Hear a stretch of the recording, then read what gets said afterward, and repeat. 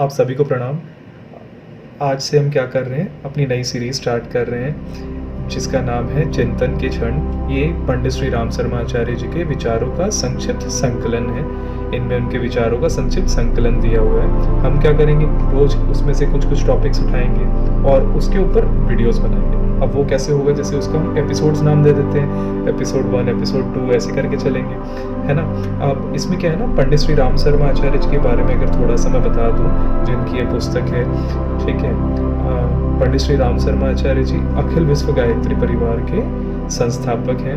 उन्होंने लोगों का ऊंचा उठाने के लिए, लोगों के विचार परिवर्तन के लिए 3200 से ज़्यादा किताबें लिखी, जो कि जीवन उपयोगी किताबें लिखी, जो लोगों के जीवन को बदल देती है, उत्कृष्ट बना देती है, बेहतर बना देती है।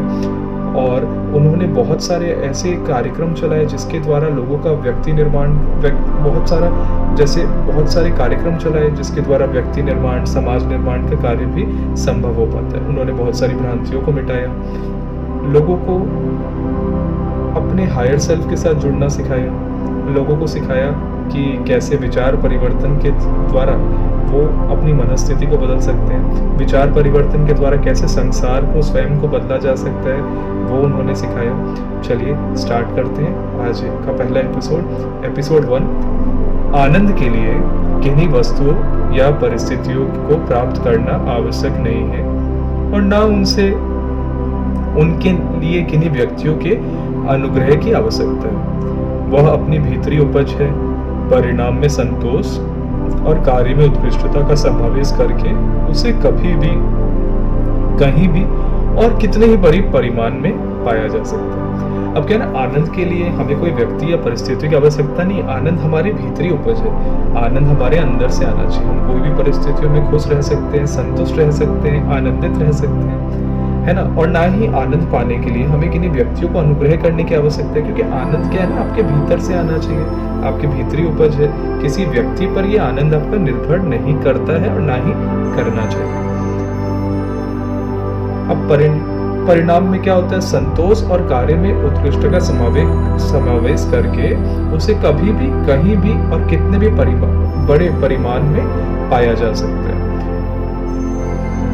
अब देखिए, संतोष और कार्य में ना आप अगर उत्कृष्टता ले आओ, उसका अच्छे से समावेश कर लो, तो आप जब चाहो, जैसे चाहो, जितने परिमाण में चाहो, आप आनंद का उपयोग कर सकते हो, आनंद आप प्राप्त कर सकते हो, है ना। तो आपको आनंद के लिए लोगों के, व्यक्तियों की, परिस्थितियों की आवश्यकता नहीं है।